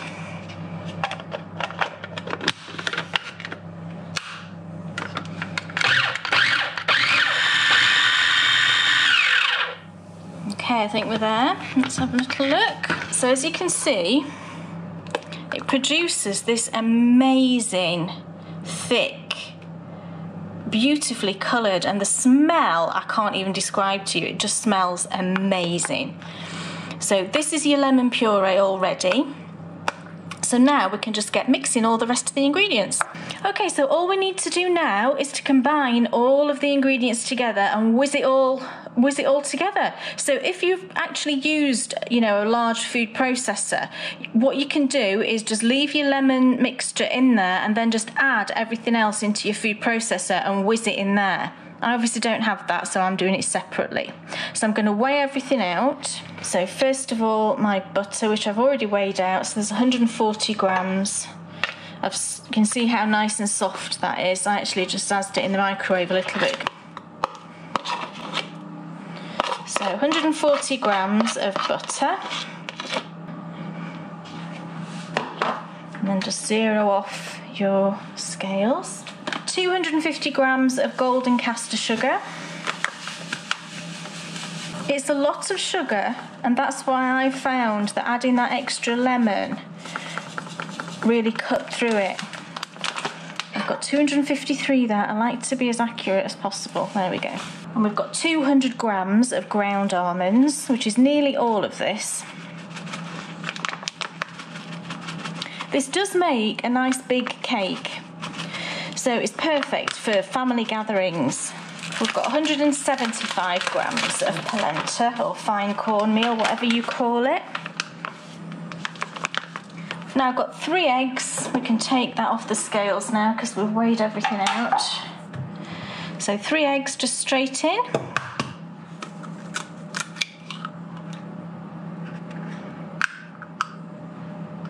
So a teaspoon of baking powder. And remember, check again for the wheat starch for that. And now your lemon mixture. It doesn't matter what order you put these into your bowl, by the way. You just want everything to get in there. This lemon mixture is just, oh my goodness, it's so nice. And the smell, and it's a perfect thing for Easter, you know, we've got Easter coming up very soon. I think you always associate sort of lemon. I always associate lemon with sort of Easter. I don't know why that is. And now all I'm going to do is I'm going to get my mixer into there. I'm going to mix it all into a really nice sort of batter.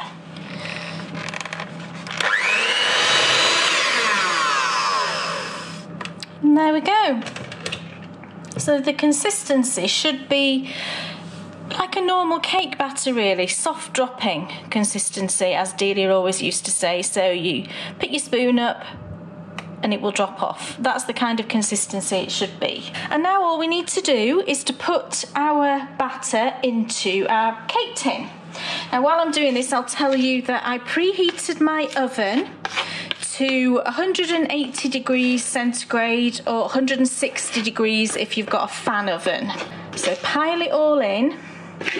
As you can see, it does make you know, it's really good sized cake, but because this doesn't have any flour in, it does rise up because we've got eggs in there and we've got that baking powder, but it doesn't rise up like a sponge cake does. You know, don't expect that lovely big fluffy sponge cake rise. It's not quite like that. So now all I'm going to do is just spread this out into my cake tin, just into the corners. Just push it out. You might find that the ground almonds sometimes have a little bit of the outer bit of the almonds, you know, the darker outer bit, but don't worry about that. It's not actually seed, you know, it's not actually lemon pips, it's just a bit of almond shell. And it won't be a completely smooth batter, because if you think your ground almonds are not smooth, your polenta isn't smooth, and also you've got the lemon blitzed up. So it will have a little bit of texture, and that's how it should be. So smooth that all out. And now I'm just going to pop it in the oven for about 40 to 45 minutes. Keep an eye on it, and it wants to be a nice golden colour, and when you just touch the top it'll bounce back. If you want to, you can pop a skewer into the centre, and if it comes out clean, it's done. But it takes, in my oven, it's about 40 minutes, 45 minutes at the most.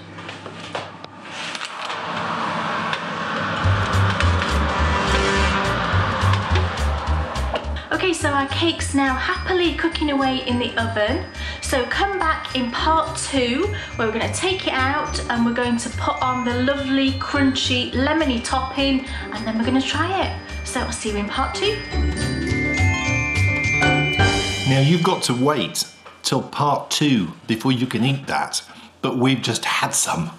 We just had a little bit. Oh, it's so yummy. And the other reason why it trumps the summer fruits roulade is because summer fruits roulade, you need a spoon and a bowl, and you can't just chop a little bit and have a little bit. Yeah. You know, it's more of an occasion. That's an occasion pudding. This, it's amazing. I've never before sat down and eaten something and thought, do you know what? This feels like something which I bought from an Italian patisserie. Wow. You know, because it was a nice dainty slice. There was, you know, a lovely bit of cream dropped on top. And we really hope that the world does not implode as we introduce another cream into the equation. Now, oh my goodness. We're going to do that in part 2, but the discussion about cream has really stunned both Kay and I. Yeah. Who knew that there were so many options for cream in the world? It's amazing, really. I just thought cream is cream. Oh no, it's not. Well, everywhere I've... fascinating. Well, yeah. I mean, everywhere... All I've ever known is single, double.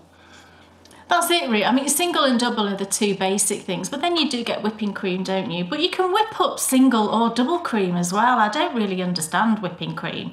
It's got to be something to do with the fat content, I think, hasn't it? Yeah. But I've never really inspected it that closely. No. But this is a different type of cream. Yes, it is. And it's perfect with this. But I've had this with ice cream. Yeah. And it's lovely. And I've also just eaten a piece on its own. Cold, we've just had a bit cold, but it's... Like I said, and I think... It's fantastic warm, it really is. The last one that you made, because I've got to say, I do love the Pudding Club, because Kay has to make these things. You know, we have to have trial runs. We have to make sure everything's just right. Sometimes someone's got to eat this stuff. Yeah, I mean, sometimes it'll be something that I've made loads of times before. It's a tough job. But sometimes it isn't, so... Well, yeah. This season is about, you know, new recipes. Yeah. You know, some old favourites, but some inspired by our mums and our grandmas. And this is what, you know, my gran and my mum both made lemon drizzle, but they didn't make lemon and polenta. Crusty topped, partial drizzle. The crusty top is really lovely, especially when it's cold, when we've just had a little bit. That crusty top you're going to experience this crusty top and I in think part 2. What I love the most about it is it's not a super sweet cake. You know, some cakes are so sweet, aren't they, that's all you can taste. It isn't super sweet, is it? If you go and watch our first episode of The Quest for the Perfect Slice of Cake, which came out yesterday, that is exactly the problem with the cakes that we had. Yes. All you got was sugar. They were very, very sweet. And that for me it's like a chili where it's just hot. Yeah. That's not what it's about. It's about layers of flavours. If you don't have the layers of flavours, it's boring. And this has many layers of flavours. So make sure you tune in later on in the show, part 2. What has impressed me so much about that crusty top is, you know, Kay told me about it. She said, you know what's amazing about this top is, you know, you put it on and it's a liquid, and then the juice goes down and the sugar stays on top and goes all crusty. And you just think, really? It's not going to go down. It's not going to be moist. That was moist. Yeah. Ooh. But I think it's because of the polenta and because of the almonds as well. That keeps it moist. It doesn't dry out like a normal sponge cake. And I was going to ask, actually, the last one that you made lasted ages. And it never tasted stale. No, I think, yeah. No, I mean, when did I make that one? It's fairly recently. 3 days ago. Well, the other one was going up at least 5 days. Yeah. If not slightly more. It's perfectly fine. So it will last, you know, a good few days. Come back later in the show, we'll finish off and we'll try it. We will try it with you and you'll see the cream which is going to make the internet explode. Okay, Jones, what's off your needles? Yay! I've got a couple of things. I've got 2 pairs of socks. Nice. I'm so pleased to have, you know, to finally be getting some things finished. Doesn't feel like I've finished a lot just lately. Well, no, it's been all me. I have, but not podcast things. Not things I can show you, if you know what I mean. But the first thing I have finished is... What have you been finishing, Kay? Well, couldn't possibly say. You must do another club sometime. Ignore him, because he's going to spoil something. But I've finished scrappy pair of socks. Yay, I've been working on these for a while. Oh, don't they look lovely? Oh, they're amazing. These are amazing. Thank you. Aren't they sweet? These are the socks that formed the sort of grounding for your Ultimate Sock series, and I've loved every minute of this. And I have a feeling that the filming that I've done of this and the learning that I've done in filming that series is making me enjoy this more and knit these better. That's really good. They're stunning. Yeah, they are lovely, aren't they? And it's funny how even there isn't the same yarn in any of them. Do you know what I mean? I haven't duplicated the yarns, but yet they seem to look like they match, which I think is bizarre, but lovely. And this is the second one that I knit. This one I'd finished already, so this is the second one. I wasn't the only one, and you know, this is the thing with scrappy socks, isn't it? That you sometimes put a yarn in and you think, I'm not keen on that. But actually, when you look at it in the sock as a whole, it's totally fine. I just wasn't keen on this one here. Can you see this speckly one? I just thought I didn't particularly like the way the speckles are done. It's a bit blobby for me. It's like Mr. Blobby. But I think when it's in the sock as a whole, I think it's totally fine. I love this blue. Can you see this blue? This was one of the minis from Jules that I haven't knit into my blanket yet. I thought I'll steal a bit for this sock. So I've still got some left to put in the blanket. It's such a pretty shade of blue. It's like a kind of Wedgwood sort of blue. I'm not sure what the yarn is. I'll have to ask her. But that's just beautiful, I think. And then I wanted to finish it with this. This is one of the ones that I dyed. This was Sugar Plum Fairy, I think I called this one, and I love this shade. It's like a pinky sort of violet, really pretty. So I did 10 stripes of each colour, and then I did a different one for the heel and the toe and the cuff as well. So I think there's 16 colours all together in this. I did a much longer leg than I normally do. I did 60 rows for the leg. Mainly because I think when I was knitting this one, I was just enjoying it so much, I just kind of carried on. And before I knew it, I'd knit 6 stripes on the leg. I think it's completely fine. And yeah, just did normal slip stitch heel, flat and square heel turn, and my umbrella toe. So one of the things that I cover when I make these is... In the tutorial series, which is still ongoing at the moment. Still ongoing, yeah. Is on the sort of second side, when you come round to pick up the stitches on the second side, I was always getting a loose stitch here, and I just couldn't fathom why that was happening. And I think I've concluded that it's the last stitch on the instep, you know, before you start picking up the stitches on the other side. And I think it's because there isn't a stitch following it, and therefore, because normally it's the stitch that follows that tightens up the previous stitch, I think, isn't it? And I think that's why that one's loose. So I now do a little technique that tightens up that stitch. So on this one, I did the little technique here, and I don't know if it's going to come across, but if you want to zoom in, by all means do so, and you should be able to see that that corner's now nice and neat and tidy. So I'm really pleased with these. I did 64 stitches, 2.25mm, and I think I'm going to give these to Bryony for Easter. Cool. Because I think they're quite Eastery looking, aren't they? Yes.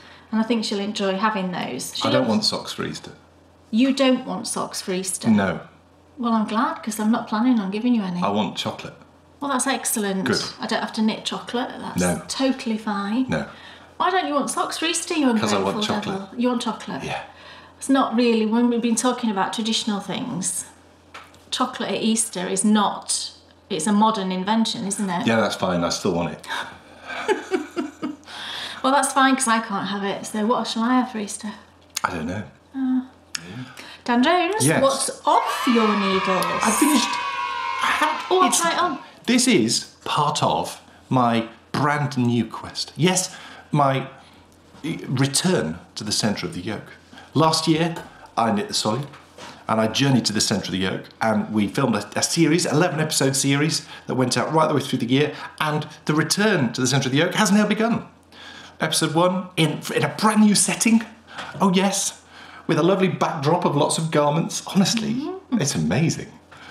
And this is part of that quest. And one of the issues that I had with this, as I mentioned, I think last time when I showed it, was it seemed to be coming out quite big, and that's because I knit it on the wrong size needles.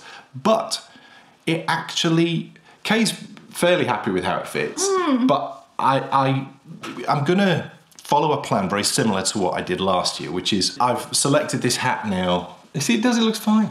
Yeah, I mean, it is a bit big up there. Well, maybe it's not fine then.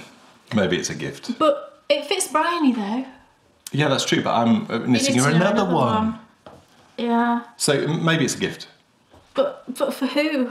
Well, Okay. I don't think people are particularly interested in discussing who we would gift it to. Sorry.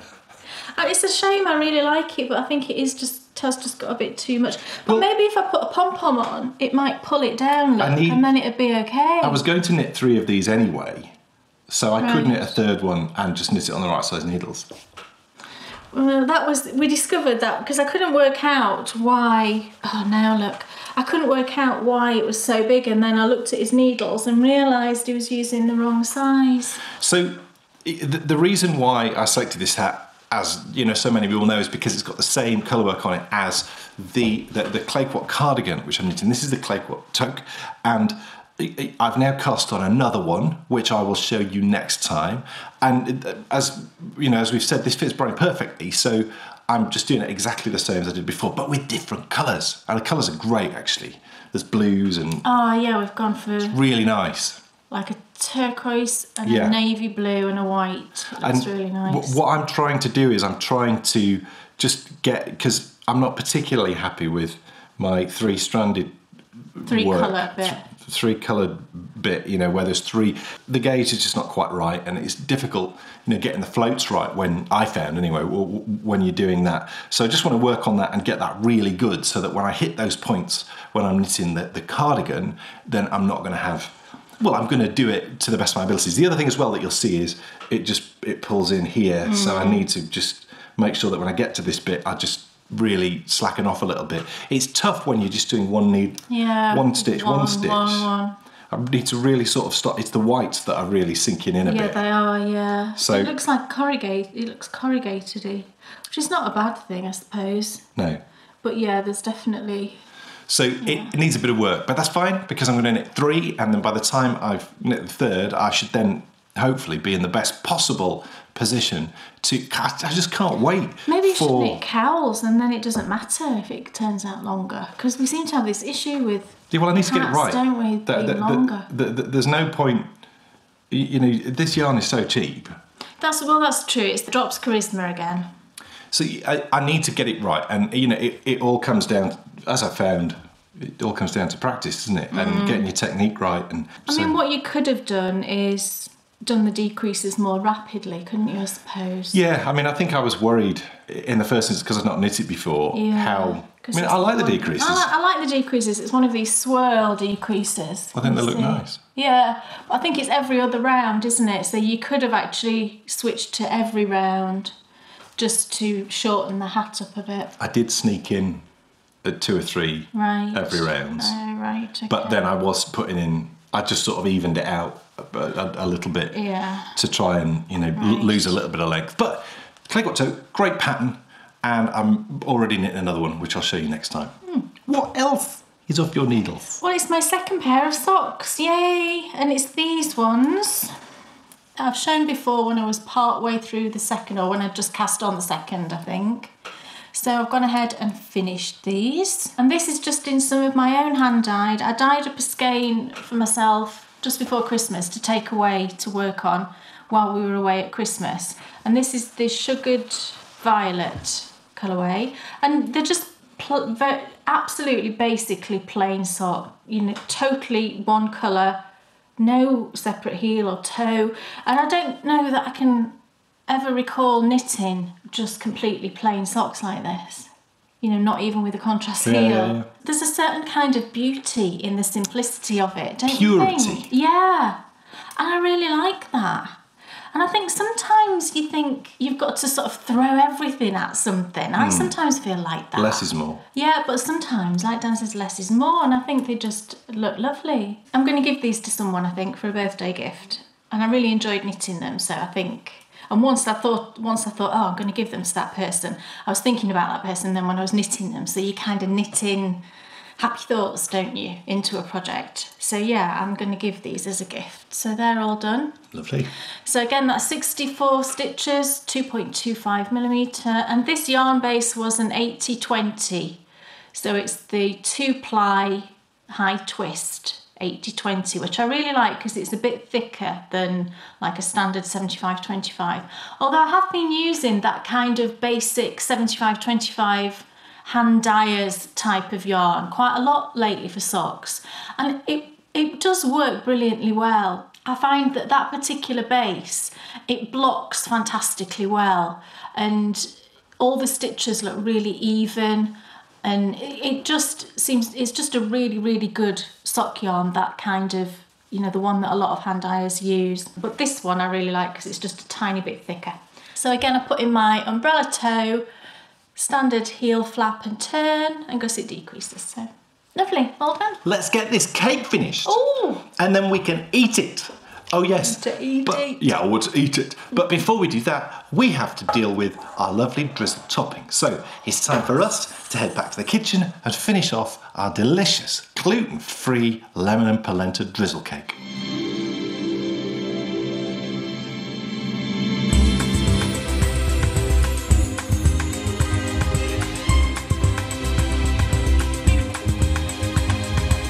Welcome back everybody, it's part 2 of the pudding club. Now the cake is just finishing off in the oven. It's got maybe about another 10 minutes to go. So what I'm going to do now is make the lemon drizzly mixture that goes on the top. So let's whiz around and we'll see what we're going to need to do that. Okay, so all we're going to need is, in this bowl I've got 140 grams of the golden castor sugar, and then I've got 2 lemons. Now, if your lemon happens to be huge, these are quite small lemons actually, but if you live in a country where you can get the really big, lovely lemons, it might be that you only need 1, or it may be that you need 1.5. Because what we need to create is a kind of drizzle that we can pour over the top of the cake. So we need to get it to that consistency where it's just a nice, pourable sort of drizzle mixture. So all I'm going to do is just, first of all, actually, what I'll do with the lemons is, and I've said this before, but if you want to release as much juice as possible from a lemon or a lime, any sort of citrus fruit, if you just give it a little roll on your chopping board before you juice it, that releases a lot more juice. So I'm just going to cut it in half. I don't have a lemon juicer. If you do, then by all means use it. But all I do is I use my hand as a little sort of thing to catch the seeds. And I just squeeze into my hand and let the seeds stay in the hand and the juice drip through. So just give these a squeeze. You can see the juice just goes through and the seeds stay in my hand. So you can see there's loads of pips in. Look how many pips there are in this lemon. Oh my goodness, it's crazy. I wonder if it's like certain lemons from certain places have more pips. I have no idea, but this one's got masses. So I just let all the juice run through and you're left with the pips there. So I'll just get rid of those and we'll do the other one. So what I will do before I juice the other one in is I'll just give it a stir and just see what it's like.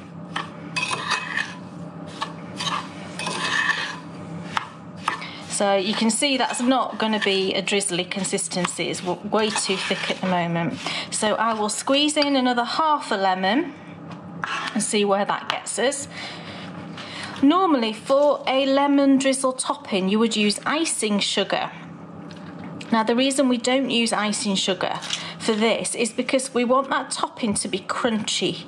If you use icing sugar, it just all sort of dissolves in and just goes into the cake. We want it to stay crunchy and have a topping on the surface, so that's why we're using caster sugar.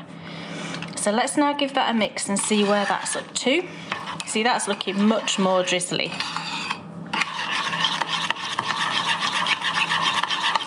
I think that's probably about right actually, so I used 1.5 lemons. The recipe actually tells you to use 1 lemon. I think it must have been a ginormous lemon, to be honest. But that's how you want it. You want it to be, can you see how that's just a nice pouring consistency? Lovely. So we can now set that aside and we will take our cake out of the oven.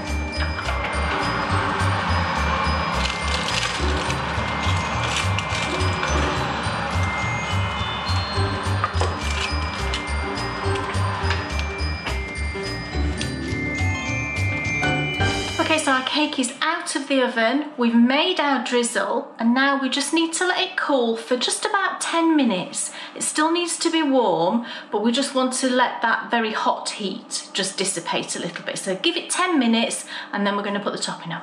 Okay, so it's had just 10 minutes cooling. It's still really warm to the touch, which is what we want it to be. And all I'm going to do now is I'm going to spoon over my drizzle all over the cake. And I just sort of move it around a little bit with the spoon just to distribute it evenly. Oh, it smells so amazingly good. I can't even tell you what it smells like. Oh, it's so lemony and oh, lovely. So what will happen to this drizzle, the reason we put it on when it's warm is that it will absorb into the cake much better when it's warm. If it's cold, it would just sit on the surface really. And we want all those lemony juices to soak into the cake. And then as it cools, what will happen is the sugar will recrystallize and give us that crunchy topping. You might find you don't quite need all of the topping. I found when I've made it before that I didn't quite need it all. You just want to get a nice cover, and you can see it's all over. Every bit of the cake has had some of the drizzle on. Don't forget about the edges as well. Actually, the edge pieces are always the best because look, you get all this extra drizzle going down the sides. I'm going to try and screen some of it out, but it means the edge pieces are extra crunchy and drizzly. So there we go. I'm just going to leave it for maybe another 5 or 10 minutes and then we will cut a slice and try it. So you can absolutely eat this when it's warm from the oven, and we actually prefer it warm.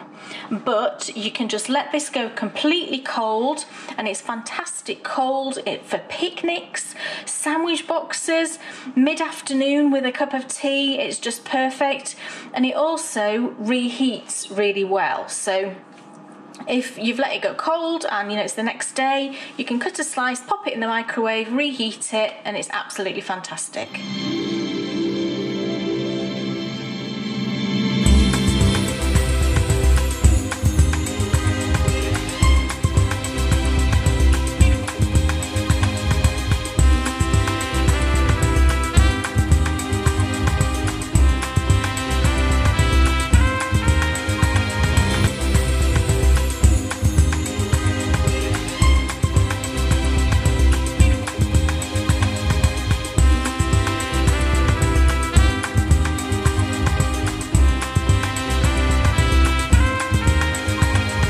Okay, so we're ready to try the lovely lemon cake. I'm so excited.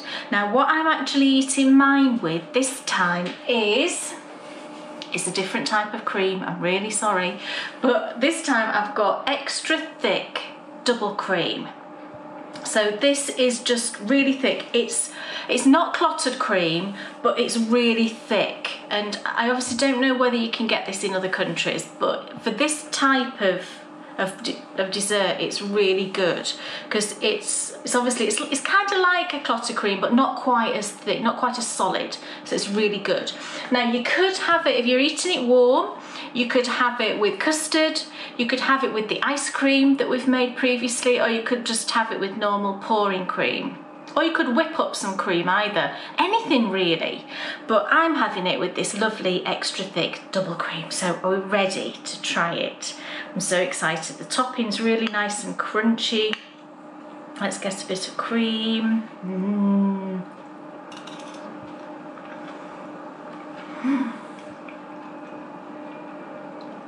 Oh my goodness.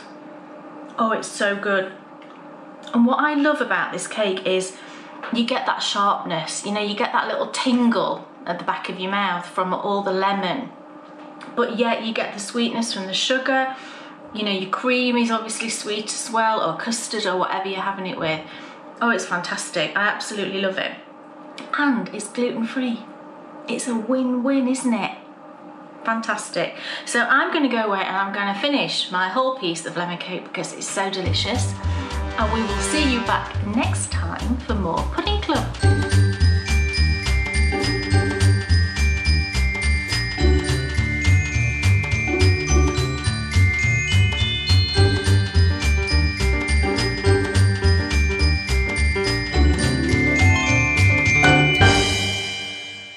So there we have it.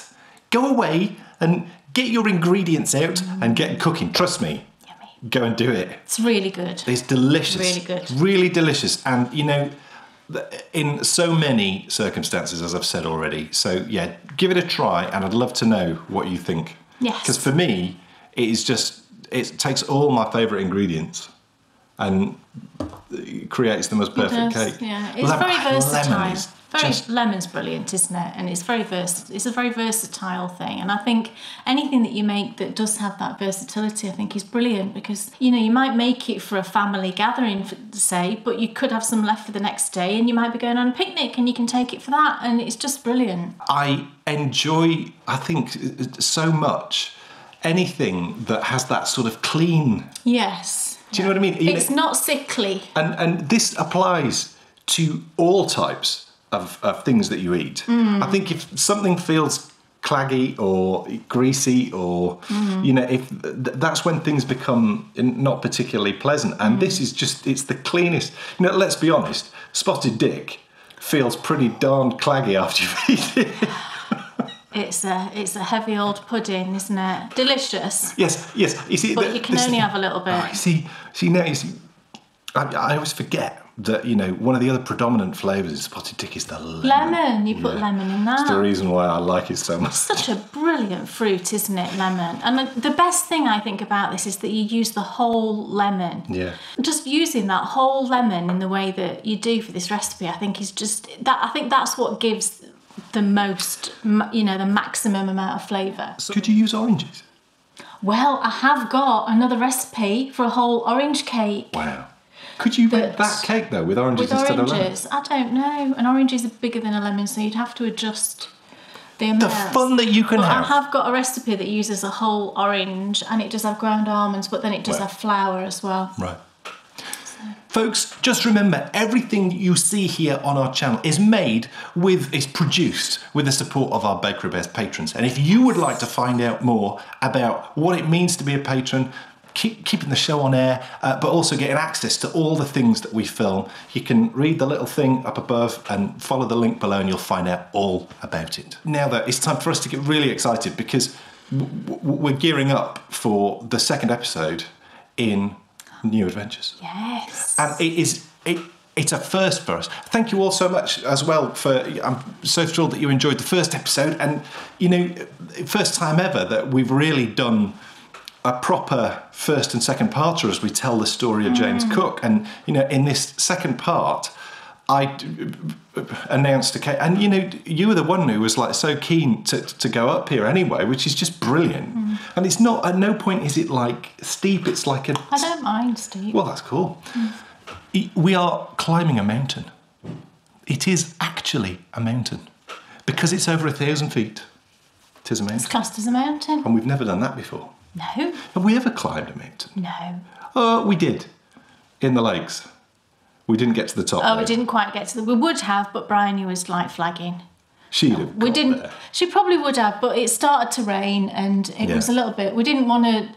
We were having such a good time, we didn't want to push it, did we? Because there's no reason. Because that was steep, that path. That was very steep, actually. It was very steep. It's not like that. It was hilariously steep, actually. It's like a comedy path. But she's got a walking stick now when we go back. Yes, but she didn't have one for us either. No, I know. I could do with some That's where you would need to Nordic walk. Yeah. You know, that's where you need the I quite like a walking stick.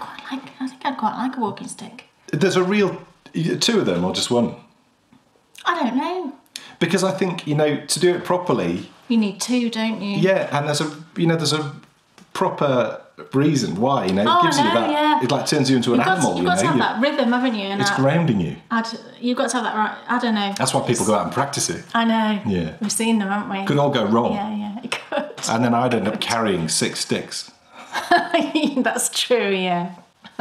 Folks, it's time for the Endy Bits. Endy Bits! Now, it's a big Endy Bits. Because we've got some prizes to give out, which is very exciting. Whilst you're getting the prizes ready, I will remind people about... So it's the prizes for that. Now, that's what I call Knitting KAL, which has now finished. Thank you all so much for the amazing entries. There was a stupendous jumper, wasn't there? Or what was it? A double knitted something?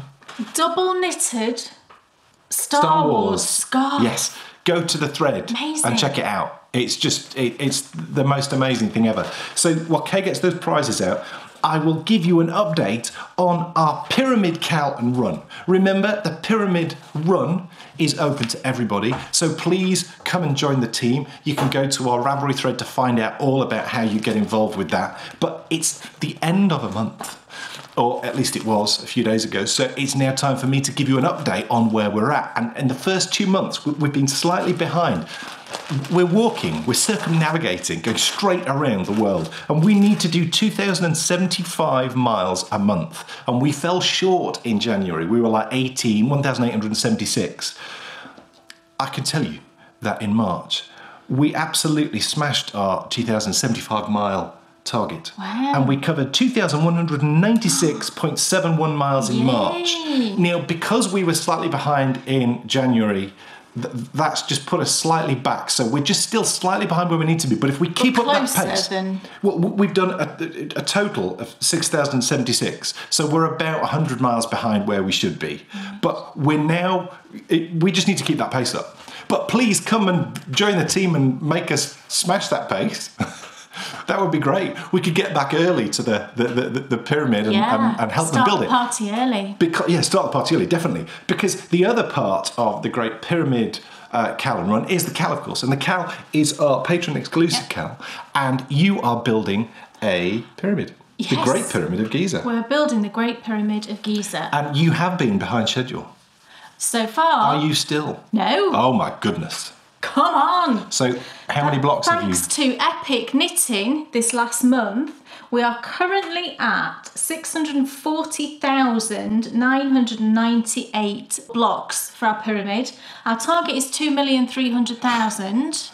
So, we are currently at 28%. And at this point in the year, we need to be on 25%. So, you're 3% ahead of schedule. So we've gone from being 2% behind last month to now 3% ahead. But don't rest on your laurels, folks. Keep this pace up, because you don't want to drop behind. I think what's done it, actually, when I was adding them up this morning, there was loads of garments. Nice. So I think that's what's bumped it up there. So thank you, everybody that's been putting your finished items in that thread. Just fantastic, fantastic effort. So far we've had 652 finished items. And some of them had multiple items in each of those, so it's probably even more than that. I mean, that's just brilliant, isn't it? For a quarter of the way through the year. And on the next patron-only show, we must do some quarterly prizes. Yes, we'll do some prizes. Okay, so it's that's what I call Knitting KAL, that finished the end of March, just a couple of days ago. We've got the prizes to give out, so thank you to everybody that contributed to that. It was really fun. And I knit my socks, these ones. These are the socks I knit for the KAL that I showed you last time. And we had 110 entries, so I drew prizes from number 2 to 110. There was one more prize that I didn't mention last time that I will tell you now that I've just sort of added in, and I'll say that one first. We had a pattern donated by Jen Sheelan. Thank you, Jen. She's always really generous with her patterns. And it's a shawl called High Tea with Jam Crumpets. That's very English, isn't it? Fantastic name for a pattern. So that's the first prize, and that was won by number 49, and that's Julie from Kansas. So Julie, I will arrange to get that pattern over to you. I'll let Jen know your details on Ravelry, and she'll just send that over so you don't need to do anything. That pattern will just come through to you. And now into the yarn prizes. So the first one is, you can hold up for me, that's brilliant. It's the gradient yarn from Art Yarns in this beautiful green gradient. That was won, I was thrilled when this person came out. I don't know her at all, but it's just the fact of where she lives. It was number 110. 110, random number gave me the last entry. First time that's ever happened. I don't think that's ever happened. That hasn't. I was, because it never happens, does it? Gave me the last entry, so 110, and it's Ellen, and Ellen lives in Louth, in Ireland, in Southern Ireland. And it's this beautiful green gradient, which just makes me think of Ireland. Yeah, so fantastic. So Ellen, in fact, I'll say now, all of the people who have won physical prizes that I'm going to have to post to you, can you just message me on Ravelry, please, with your full name and address so that I can then get it posted out to you. So Ellen, just let me know your details and I'll get that whizzing off to Ireland. How exciting. Okay, next prize is the lovely yarn from Kelly at Lay Family Yarns. And this was won by number 54, and that's Margaret in Birmingham. Woohoo! Lovely Birmingham in the UK. So Margaret, just again, contact me and I will get that sent out to you. And that one, and I forgot to say actually, the one going to Ireland, the green Irish yarn, I'm calling it the Irish yarn now, will get one of the little stitch markers that's from Bryonybear Yarns, and then the Lay Family Yarn will also get a set of those as well. Next is the 2 skeins of Opal Yarn, and these are from the Monet series, like Dan's knitting, the Monet socks. These are 2 of the other yarns from that series.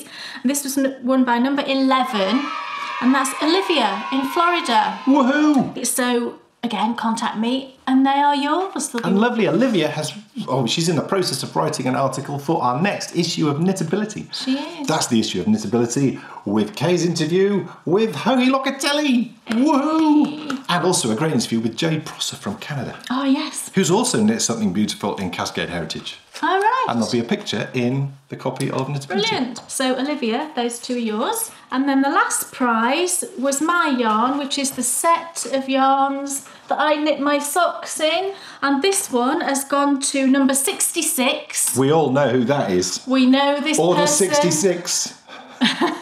We know this person very well, and it's Jackie in Wisconsin. She's Packer Fan Knits. Go Packers! Ravelry, we know Jackie really well, so I was absolutely thrilled and delighted, and Jackie knit a jumper. Yay! I wonder what Jackie thinks about the Green Bay Packers' new head coach. Interesting hire, he's very young. Oh, is he? Matt LaFleur, yes. Matt LaFleur? That's what he's called. That's a cool name. Yeah. So Jackie, this yarn is yours. So there we go, that's all the prizes. Yay, everybody. Yes. Congratulations to all the winners, and thank you to everybody that participated in that. We will be starting a new knit along, but not until about May. That will coincide with nothing of interest that anybody will be interested in. Right, okay. We'll gloss over that. All will be revealed. Yes. Yes, for everybody. Yes. Oh, yes. That's it. Thank you so much for watching. It's been wonderful. We've had cake. We've discussed thumbs. We did. What a show. Absolutely. We didn't talk about the man in the car. No. We'll do that next time. Right, what was that stick called again? Nostopina. Nostopina. I need to try and remember that word. I'm going to buy one. Oh, yes. I'll get you one for next time. Oh, amazing. A Nostopina. You could use it to wind your yarn, because you're terrible at winding balls of yarn. Oh, thanks. This is not very nice. You've never seen anybody wind a ball of yarn as cat-handed as he does. Look, there's nothing wrong with my balls. Well, I probably wound that one. Folks, thank you so much for watching. Thanks, everybody. And we will see you in 2 weeks on Good Friday. Oh goodness. I know. Wow. I know. How exciting. We'll see you on Good Friday. Oh, we'll have to have something Eastery. Yes, chocolate. Oh, I can't have it. Cinnamon cake. I don't like Cinnamon. Yes. I don't like cinnamon cake. I know. What can I have this Easter? I'll think of something. Yes. So, what about? I seem to remember like fondant fancy type buns, but with like eggs on, and they were sponge. I had them as a kid, and my mum always used to put those little chicks on top, and then you'd take the chicks off, and then you'd eat the bun. I wonder what that was. There's lots of traditional, sort of family traditional things that I think all sorts of families have around Easter time. It is, for me actually, I think it's my favourite holiday because Easter. It's the only time that the world does shut down like Christmas Day. It does, yeah. Easter Sunday, there's not usually anything. It's one of the best. Yeah. And on Easter Sunday this year, we're doing something really exciting. We've told everyone already. Told you about it already. Yes, and other people in this country have gone away and booked tickets. Oh, no way. Yes. They might see us there. No. They're in other parts of the country. Oh, right. Other venues. Yes, Easter Sunday this year, we will be watching Back to the Future with a live orchestra. We will. Can't wait. But that's all to come, because next time we shall be back with another new adventure. We shall be climbing a mountain, and who knows what else will happen. So we will see you then, and we hope you have a great 2 weeks. See you soon.